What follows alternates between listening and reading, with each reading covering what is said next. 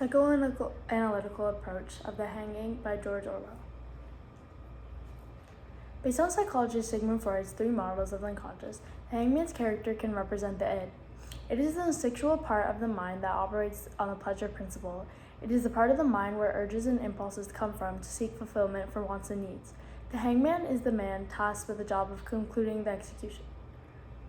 He is an example of the id mind because he is acting purely on instincts, the instinct to obey his superiors and not question the morality of his job. The hangman presumably does this job daily, disregarding his ego mind, the ethical component of the personality. In the short story, the only words mentioned about the hangman are his straightforward actions concerning the execution. Then the hangman climbed up and fixed the rope around the prisoner's neck. The hangman, still standing on the gallows, produced a small con-like flour bag and drew it on the prisoner's face. The hangman climbed down and stood ready, holding the lever. The lack of descriptions of emotion or pain toward the prisoner demonstrates that he ignores the ethical concerns that come with taking life and instead carry out his duty of doing so. The hangman's lack of empathy and consideration for human life align with the characteristics of Id. The prisoners can represent Freud's second part of the mind, the superego. Freud considers the superego the morality principle, a combination of reactions based on societal norms. A representation of this is demonstrated through the prisoners in the prison. Although the story focuses more on the psychological impact the execution has on the narrator, the prisoners can still be considered to experience self-guilt toward themselves. This guilt comes from the internal views on societal norms revolving around prisoners and guilt from the crime they themselves committed. It is a moral standard that has been a long-serving fact in society that prisoners should feel self-criticism and conflict when put in prison. Freud's third part of the mind, the ego, can be represented through the narrator's mind. The ego is the reality principle that rationalizes both the id and superego. The narrator is a prison guard in Brno. He struggles with accepting and justifying his participation in the execution. While he spends the first half of the story narrating the behavior of others, it is by the second half that readers receive greater insight into his realizations and true feelings about the execution. He writes, "It is curious, but till that moment I had never realized what it means to destroy a healthy, conscious man. When I saw the prisoner step aside to avoid the puddle, I saw the mystery, the unspeakable wrongness of cutting a life short when it is in full time." Before the preparation of the execution started, readers can infer that the narrator accepted execution as a form of punishment, but when it was happening right in front of his eyes, the rational part of him was struggling. At that moment, he has both id and superego present.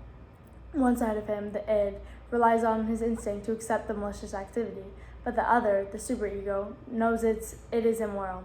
Contrary to the hangman, the narrator does not reject that the prisoner is human, as he thinks all the organs of his body were working, bowels digesting food, skin renewing itself, nails growing, tissues forming, all toiling away in solemn foolery. His nails would still be growing when he stood on the drop, when he was falling through the air within a tenth of a second to live. By keeping the man's humanity intact, the prison guard becomes emotionally bothered by the situation, but in the end realizes his lack of superiority in the prison and powerlessly watches the execution happen. Sigmund Freud's psychoanalytic theory includes a concept known as symbolization.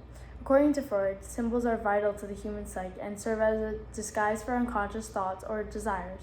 The dog is a powerful symbol that represents equality between society's people. Although there is a clear divide between the guards and the prisoner in the story, the dog enters the situation without seeing the divide. The narrator recites, "It came bounding among us with a loud volley of barks, and leapt around us, wagging its whole body, wild with glee at finding so many human beings together. It had made a dash for the prisoner, jumping up tried to lick its face." By running around the guards and the prisoner as well, the dog represents the most primal aspect of human nature, one that sees no separation between people, but sees people as one. Furthermore, the dog represents innocence and then the loss of innocence. At first, the dog is excited to be around all the people, utterly oblivious to the future in store for the prisoner. After the hanging happens, however, the narrator lets go of the dog, and it galloped immediately to the back of the gallows. But when it got there, it stopped short, barked, then returned into a corner of the yard, where it stood among the weeds, looking timorously at us. These actions symbolize the loss of innocence, seen familiar in the guards, where the dog realizes what happened, and loses its original excitement. defense mechanisms. Obsessorian Fred's psychoanalytical theory is a defense mechanisms, which are the ego's way of distorting reality to deal with anxiety. There are 4 defense mechanisms: repression, projection, denial, and displacement. There are many instances in the story where these 4 mechanisms are clearly used. Repression, an unconscious mechanism the ego employs to prevent realizations or thoughts from entering the conscious, is demonstrated by the prisoner getting executed. Despite being aware of the upcoming hanging, the prisoner does not resist being brought to the gallows, as if he is trying to repress his upcoming fate as if it is not going to happen. The scene's narration includes, "But he stood quite resisting, yielding his arms limply to the ropes, as though he hardly noticed what was happening." The prisoner faces clear signs of repression. If he had accepted what was happening to him, he would have tried to stop it, as a rational person would if they were faced with this situation. Additionally, the guards, including the narrator, face denial and repression defense mechanisms. In an attempt to cope with the brutal act happening in front of them, the guards block out and deny their participation in the execution as bystanders to uphold their role as guards. The short story reads, "Everyone had changed color. The Indians had gone gray like bad coffee, and 1 or 2 of the bayonets were wavering. We looked at the lashed, hooded man on the drop and listened to his cries. Each cry another second of life. The same thought was all in our minds. Oh, kill him quickly. Get it over. Stop that abominable noise."